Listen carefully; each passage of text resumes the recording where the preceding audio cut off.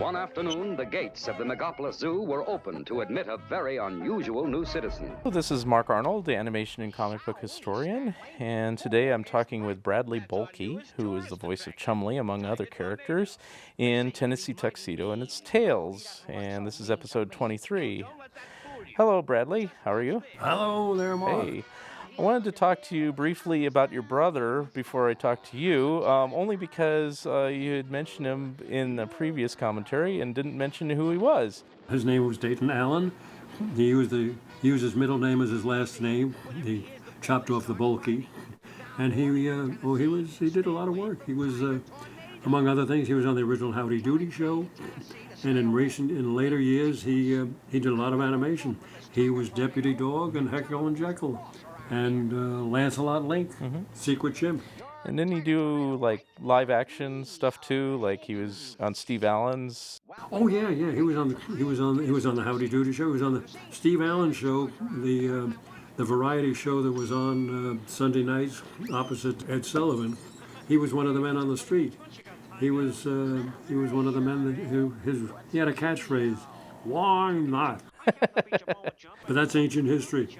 Going back to the cartoon we're looking at here, this cartoon features the first appearance of a character named Tiger Tornado, and it has your character, Jerboa Jump, and they kind of became partners in crime, as it were. This character, Tiger Tornado, was voiced by a man named Sandy Becker. I don't recall working with him. He must have done this wild on his own. Oh, okay. I don't recall working in the studio with him. When we were doing a recording session for Tennessee Tuxedo, was there a time when you were with the whole cast, or was it always recorded separately, or how did that work? Most of the time, the whole cast was there, but there were occasions where somebody was missing, and then they would just they would go to a local recording studio, record, and mail in the tape. They'd just do their lines wild. I see. There's Kenny Delmar here does the voice of the Yak, and the other character, Baldy Eagle, was done by Mort Marshall. Could you say anything about Mort Marshall? Oh yeah, he wasn't very tall, but he had a big voice, and he was a very versatile guy. Unfortunately, he died very young. Did you work with him in any other capacity or any of these other actors? Well, I probably worked with him in commercials. Tell me what Ben Stern was like. He was the guy who did the voice recordings. Ben Stern was one of the partners in Oral Recording, and as well as an engineer. And his job was to piece everything together and be engineer and editor. And as we all know, he grew up to be Howard Stern's father. Now, did you ever remember ever meeting Howard Stern, like seeing any kids in the studio? It's possible he may have come around, but I didn't know that. I didn't know who he was. Now we break safety rule number 3. Wondering if you had ever really watched these cartoons when they aired at the time? Occasionally I did, yeah. If they were on Saturday mornings, if they were too early on Saturday mornings, they went on without me. I don't do early. You worked with Don Adams, but sometimes remotely. It looks like when you're watching these cartoons, like you're big pals, but were you not that close? No, like I said, he was kind of a quiet, reserved, withdrawn guy. We worked. Well, I guess we worked together off and on for about 3 years.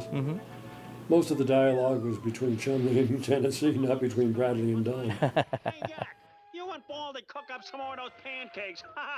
Tennessee Tuxedo, it seemed like it ran for like 3 years and then just went off. It was 3 years the first run. Then I guess it's been in syndication ever since. Right, because originally it aired on CBS and actually debuted September 28, 1963.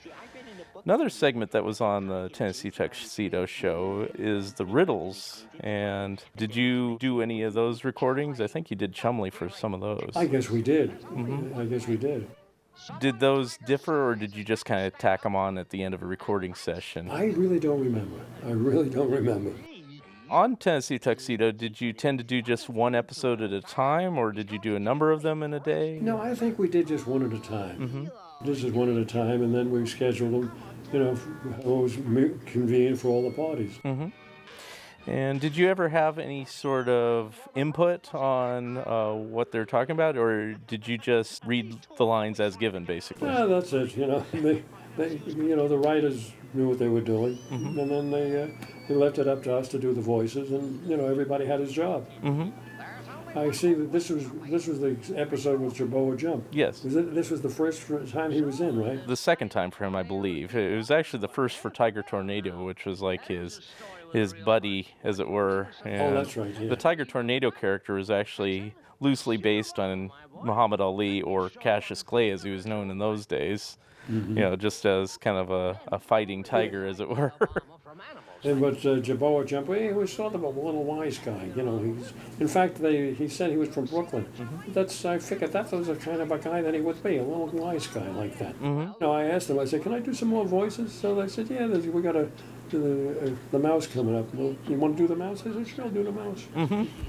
Didn't get any extra money for it, but it's satisfying to know that you do something that's part of a classic series. Right. Which would cover their whole body. Tell me a little bit about your early days. Well, we still have a little time left. You've done some radio and things like that? I majored in radio.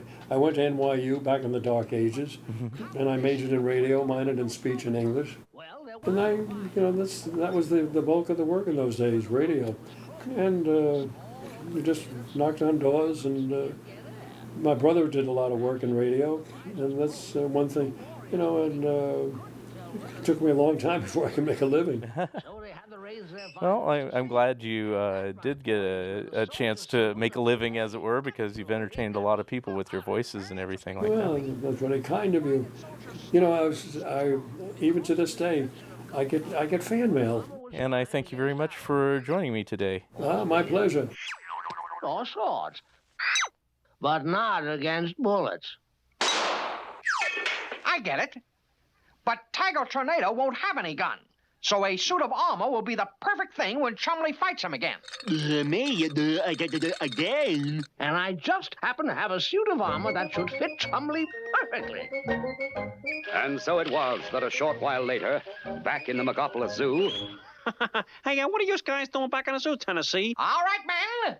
You can stop slaving for these two. They won't bother you anymore. What do you say you knock it off? I mean, otherwise I might have to ring the bell. They're just a couple of phonies, man. Follow me out of here. Okay, wise guy, you asked for it. Get him, Tiger. I hear the bell. I'm a hit 'em hard hurricane. I'm a terrifying tornado. Look out. Chumley! Yow! Why, you... Yow! Beautiful, Chumley. And now it's Jerboa's turn. Oh, hold on, wait. Please, don't do it. Don't do it. I'll be good. I promise you. I promise yous. Well, Chumley, that should take care of those bullies. Jerboa Jump ran like a rabbit. Yeah, look at Tiger Tornado. Yes, it looks like Tiger's going to get a real chance to cool off.